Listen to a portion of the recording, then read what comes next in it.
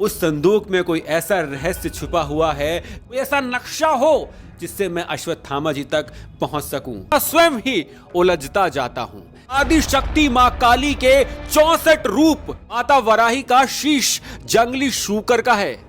यहाँ नर बलि दी जाती है। यहाँ पहले यहाँ नर बलि होती थी। नर बलि एक हाथ में पकड़ के इस बाघ और 14 तेंदुओं का शिकार किया। यह है कि 5 दिन में 8 बार उनको उस बाघ को मारने का अवसर मिला। वो शेर आज भी जीवित है। उस शेर को आज भी इस गुफा में देखा है। और इस गुफा के अंदर आपको जाना होता है। और वैसे तो ये हिल भी नहीं रहे, पर अगर ये गिर गए तो आप फंस जाएंगे। और भयानक आपको लगने वाला है। पांडवों ने शिला यहाँ रखी थी। किसी के उंगलियों के या तलवारों के निशान नहीं हैं। देख रहे हैं किस तरह से शिलाओं को तोड़ा जा रहा है। उत्तरों का उपयोग होता। शिला जो मेरे नीचे है ये टूट चुकी है और ये शिला जो मेरे सामने है इसको तोड़ने का प्रयास किया जा रहा था। और क्या यहाँ पर कोई काम अधूरा रह गया है? कोई मूल्यवान वस्तु महाभारत काल की उस संदूक में कैद है जो महाभारत के बहुत से रहस्यों को उजागर कर सकती है, परंतु हो सकता है कि यहाँ के स्थानीय निवासियों को उसके बारे में कुछ पता ही ना हो।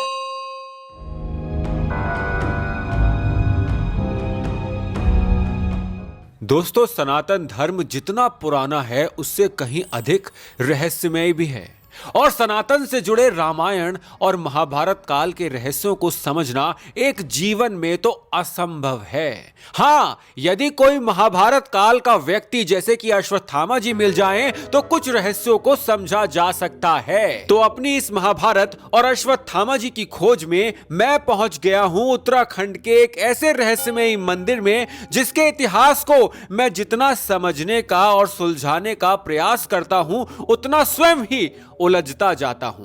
तो यह संभव है कि आगे भी मैं इस मंदिर से जुड़े और वीडियो बनाऊंगा और इस मंदिर से जुड़े कुछ ऐसे रहस्य उद्घाटन करूंगा जो आपको कोई और नहीं बताएगा। परंतु पहले इस मंदिर के बारे में मैंने अब तक क्या जाना वो समझ लेते हैं।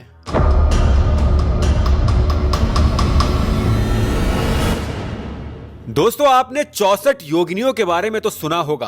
तंत्र मंत्र से सिद्ध आदि शक्ति मां काली के 64 रूप, उन्हीं में से एक रूप है मां वाराही का। मां वाराही 64 योगिनियों की सप्त मातृका अर्थात मुख्य 8 योगिनी में से एक हैं। ये देवी लक्ष्मी का ही रूप है जो भगवान विष्णु के वरा अवतार की शक्ति रूपा हैं। माता वराही का शीश जंगली शूकर का है। श्री दुर्गा सप्तशती चंडी के अनुसार शुंभ निशुंभ 2 महादैत्यों के साथ जब महाशक्ति भगवती मां दुर्गा का प्रचंड युद्ध हो रहा था तो आदि शक्ति की सहायता के लिए सभी प्रमुख देवता भगवान शिव, भगवान विष्णु, भगवान ब्रह्मा, देवराज इंद्र, भगवान कार्तिकेय ने अपने शक्ति अंश अवतारों को प्रकट किया, जिसमें भगवान विष्णु के वरा अवतार से शक्ति रूप देवी वाराही प्रकट हुई। अब दोस्तों, माता वराही के भी 7 रूप हैं। उन माता वराही, बृहत वराही, स्वप्न वराही, किरत वराही, स्वत वराही, धूम्रा वराही और महावराही। पृथ्वी पर इन 7 वराही रूपों ने जहां जहां तप किया वहीं उनका मंदिर बनाया गया। अब क्योंकि मां वराही पूर्ण रूप से तंत्र मंत्र, जादू टोना, वशीकरण जैसी पूजा पद्धति से संबंधित हैं तो उनके रूप तामसिक, राजसिक और सात्विक हैं और उनसे जुड़ी वर्थली और दंडिनी महाविद्या तंत्र मंत्र साधक को चमत्कारी परिणाम देती हैं। अब इस स्थान पर माता का कौन सा रूप विराजमान है, इस बात से पता चलता है कि आज भी यहाँ नर बलि दी जाती है। यहाँ पहले यहाँ नर बलि होती थी। नर बलि इंसान की? हाँ जी। अच्छा, फिर सांस पे रोक लगा दी गई थी ना। अच्छा। अब काला पत्थर कट गया यहाँ पे। अच्छा, यहाँ पर होती थी पहले। अर्थात एक इंसान की बलि, एक इंसान के शरीर में जितना खून होता है उतना खून इस धरा पर आज भी चढ़ाया जाता है। तकरीबन 6 लीटर खून आज भी यहाँ पर चढ़ाया जाता है। ऐसा कैसे होता है, पहले ये जान लेते हैं।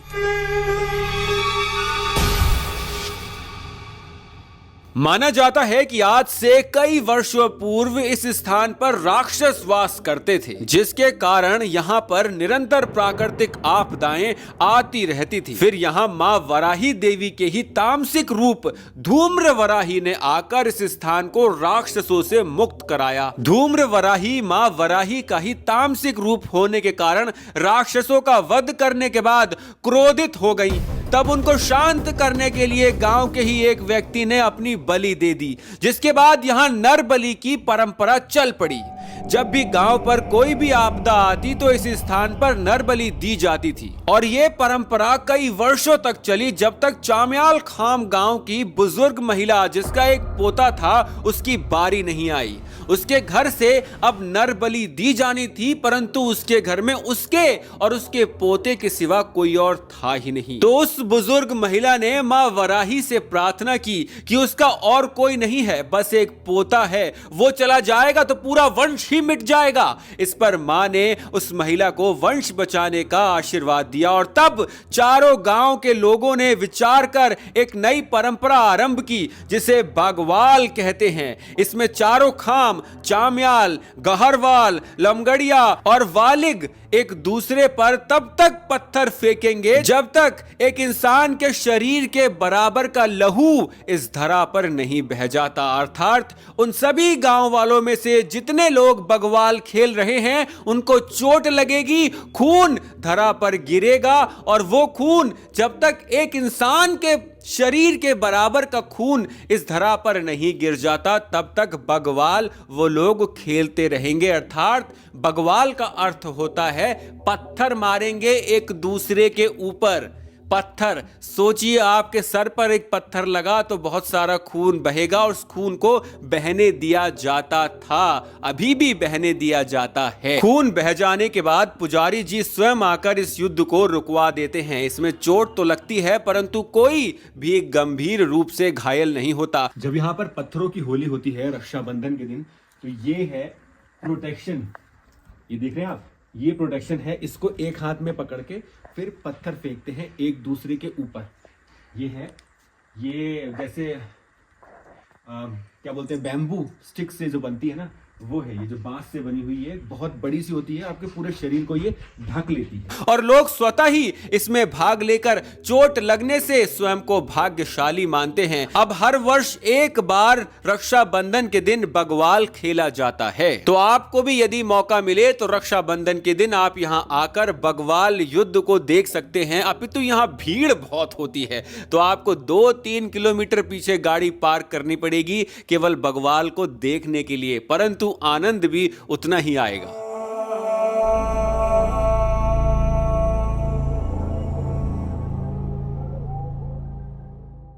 अब दोस्तों, जिम कॉर्बेट का नाम तो आपने सुना होगा।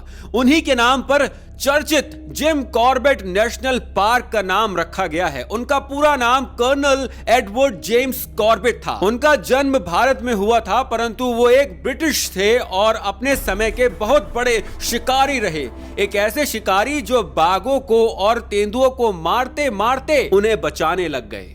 असल में वो आदमखोर जानवरों को मारते थे। उन्होंने अपने जीवन काल में 19 बाघ और 14 तेंदुओं का शिकार किया, परंतु एक बाघ ऐसा भी था जिसे वो मार नहीं पाए, जिसको उन्होंने नाम दिया था द टेम्पल टाइगर। और वो सब इसी स्थान पर हुआ था, धुरा देवी पर। यहां भी मेंशन है बोर्ड पर, आप देख सकते हैं the temple tiger, the famous temple tiger. तो टेम्पल टाइगर कौन था? माना जाता था कि वो देवी धुरा में रहकर मां वाराही के आशीर्वाद से यहां की रक्षा करता था, परंतु कुछ लोगों द्वारा अपने पशुओं को बचाने के लिए उस शेर पर बिना कारण आक्रमण किया गया और फिर जिम कॉर्बेट को बुलाया गया। इसका उल्लेख जिम कॉर्बेट ने अपनी पुस्तक में भी किया है कि 5 दिन में 8 बार उनको उस बाघ को मारने का अवसर मिला।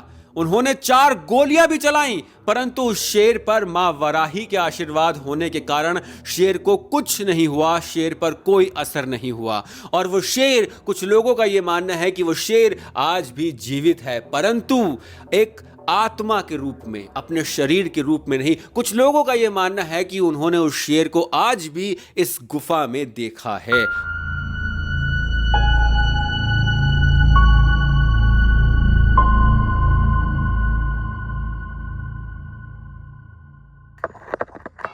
एक बड़ा रहस्य जानने से पहले जल्दी से आपको मंदिर के दर्शन करा देता हूं। दिल्ली से तकरीबन 350 किलोमीटर दूर स्थित है देवी धुरा मंदिर। देवी धुरा का अर्थ है देवी का धुरा, लिटरली बोले तो देवी के रहने का स्थान। मंदिर से 1 किलोमीटर पहले ही हनुमान जी का मंदिर है। उसके पीछे से माता रानी का मंदिर दिखाई तो देता है, परंतु आपको पूरा घूम कर जाना होगा। ये वो मैदान है जहां पर बगवाल खेला जाता है। जी हां, पत्थरों की होली खेली जाती है इसी मैदान में रक्षाबंधन के दिन। मंदिर में एक मार्गदर्शक चित्र है। इसके हिसाब से आप मंदिर के दर्शन करेंगे तो आपको अधिक लाभ होगा। आपको घंटियों वाले मार्ग से एंट्री करनी होगी, फिर भैरव बाबा के दर्शन करते हुए आप पहुंच जाएंगे गुफा में। ये गुफा है और इस गुफा के अंदर आपको जाना होता है। ये पत्थर देख रहे हैं, ये पत्थर के ऊपर पत्थर रखे हुए हैं और वैसे तो ये हिल भी नहीं रहे, पर अगर ये गिर गए तो आप फंस जाएंगे।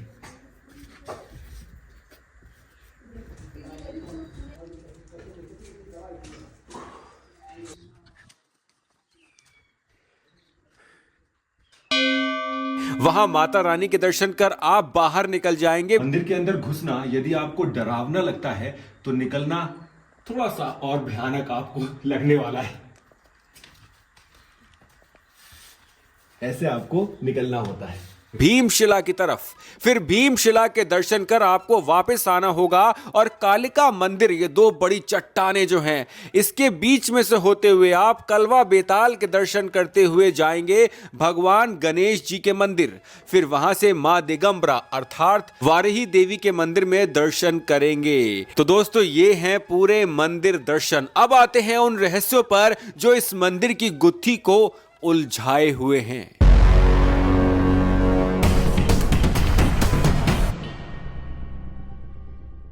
अब दोस्तों आते हैं पांडवों पर। स्थानीय निवासियों का मानना है कि पांडव अज्ञातवास में यहां आए थे और उन्होंने कुछ समय यहां व्यतीत किया था। अब यहां पर एक भीमशिला है जिसका रहस्य बहुत गहरा है। यह शिला एक बहुत बड़ी शिला के ऊपर पहाड़ की चोटी पर रखी है। स्थानीय निवासी मानते हैं कि पांडवों ने शिला यहां रखी थी और इसी स्थान पर बैठकर वो चौपड़ खेलने का अभ्यास करते थे, क्योंकि इसी चौपड़ के खेल के कारण इस चौपड़ में हारकर ही उन्हें अज्ञातवास मिला था। परंतु यदि आप इन शिलाओं को देखेंगे तो आपको समझ आएगा कि इन चट्टानों पर ये किसी के उंगलियों के या तलवारों के निशान नहीं हैं, अपितु इन शिलाओं को तोड़ने के लिए जिस तकनीक का उपयोग किया जाता था ये वो निशान हैं। आपको मैं एक छोटी सी वीडियो दिखाता हूं। इस वीडियो में आप देख रहे हैं किस तरह से शिलाओं को तोड़ा जा रहा है। इन पत्थरों में छोटे छोटे लोहे के टुकड़े या फिर पत्थर के टुकड़े फंसाकर इन्हें तोड़ने का प्रयास किया गया है, जो दर्शाता है कि हमारी प्राचीन संस्कृति में प्राकृतिक यंत्रों का उपयोग होता था और वो हमसे उत्तम थे इस उपयोग को करने में। इन शिलाओं पर अब ये सामने जो शिला है इसको देखिए, इनमें भी जो ये निशान है ये 5 उंगलियों के नहीं हैं। किसी के भी हाथ में 5 उंगलियां नहीं होती हैं, 4 उंगलियां और 1 अंगूठा होता है।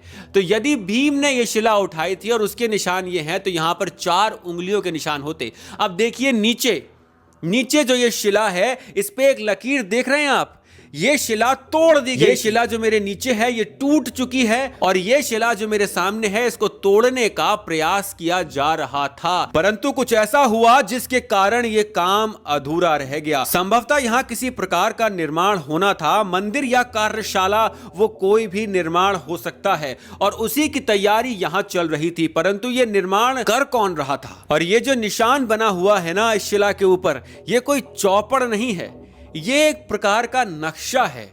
यहां पर जो कुछ भी बनाया जाना था उसका नक्शा जो अधूरा रह गया। परंतु सबसे बड़ा रहस्य यह है कि ये बना कौन रहा था, इसका निर्माण कर कौन रहा था, पांडव या फिर पांडवों के बाद अश्वत्थामा जी। क्या इस स्थान का अश्वत्थामा जी से कोई कनेक्शन हो सकता है और क्यों यह निर्माण कार्य पूरा नहीं हो पाया। यहाँ पर एक स्क्वायर बना हुआ है और ये स्क्वायर इस मंदिर के बहुत सारे रहस्यों को उजागर करता है। क्या रहस्य है, क्यों लाया गया होगा ये बड़ा सा पत्थर इस बड़े से पहाड़ के ऊपर, और क्या यहाँ पर कोई काम अधूरा रह गया है। दोस्तों, इस मंदिर में एक संदूक है जिसमें माता वराही की प्राचीनतम मूर्ति रखी है, परंतु किसी को भी उस मूर्ति को देखने की अनुमति नहीं है। ऐसा माना जाता है कि जो कोई भी उस मूर्ति को नंगी आंखों से देखेगा, उस मूर्ति के तेज के कारण वो अंधा हो जाएगा। क्या ये सत्य है या फिर किसी और चीज को छुपाने के लिए एक बनाई हुई कहानी? क्योंकि ये जो गुफा है जहां पर अब मैं आपको लेके आया हूं, एक मूर्ति यहां भी है जो ढकी हुई है, और संभवतः वो भी मां वराही की ही मूर्ति है, और संभवतः वो मूर्ति है जिसको देखने से आप अपनी आंखों की रोशनी खो सकते हैं। वो तेज इस मूर्ति में हो सकता है, क्योंकि यही स्थान प्राचीनतम मंदिर है। तो फिर उस संदूक में क्या है? क्या उस संदूक में कुछ ऐसा रखा है जिसके बारे में यहाँ के लोग जानते नहीं, बस छुपाना चाहते हैं? या फिर उसके बारे में वो इतना जानते हैं कि वो संसार को उसके बारे में बताना ही नहीं चाहते? कोई मूल्यवान वस्तु महाभारत काल की उस संदूक में कैद है जो महाभारत के बहुत से रहस्यों को उजागर कर सकती है, परंतु हो सकता है कि यहाँ के स्थानीय निवासियों को उसके बारे में कुछ पता ही ना हो। ऐसा क्या है जिसे सरलता से स्थानीय मान्यताओं के बीच में यहाँ पर दबा दिया गया है, छुपा दिया गया है, और अब किसी को भी उसे देखने की अनुमति नहीं है? वो रहस्यमयी वस्तु के बारे में क्या जानते हैं जो मुझे जानने की बहुत उत्सुकता है? संभवतः उस संदूक में कोई ऐसा रहस्य छुपा हुआ है जिसको उजागर करने से ही महाभारत काल के या हमारे सनातन इतिहास के कुछ बहुत बड़े रहस्य खुल सकते हैं। हो सकता है कि उसमें महाभारत काल के अश्वत्थामा जी का ही कोई रहस्य हो, कोई ऐसा नक्शा हो जिससे मैं अश्वत्थामा जी तक पहुंच सकूं। मां वराही अथवा किसी और युग से जुड़ा हुआ कोई रहस्य भी हो सकता है उसमें, जिससे हम पृथ्वी को संपूर्ण विनाश की ओर जाने से बचा सकते हैं। संभवतः उस समय आने पर उस रहस्य से भी पर्दा उठेगा अवश्य, क्योंकि हम यदि प्रयास करेंगे तो भगवान हमारी सहायता करेंगे। अभी मुझे बहुत सारे उत्तर ढूंढने हैं इस मंदिर के इतिहास और रहस्यों को लेकर, परंतु जितना मुझे पता चला, ज्ञात हुआ, वो मैंने अभी तक आपके साथ साझा कर दिया है। आगे आने वाले वीडियोस में और भी बड़े बड़े रहस्य उजागर करूंगा इस स्थान को लेकर। आशा करता हूं कि आपको यह वीडियो अच्छा लगा होगा। यदि वीडियो अच्छा लगा हो तो कमेंट, लाइक, शेयर, सब्सक्राइब अवश्य कीजिएगा। यदि बहुत अच्छा लगा हो तो आप मेरी फाइनेंशियल हेल्प भी कर सकते हैं। ये मेरा बैंक अकाउंट नंबर है और ये मेरा पेटीएम यूपीआई आईडी। हर हर बोलिए, हर हर महादेव।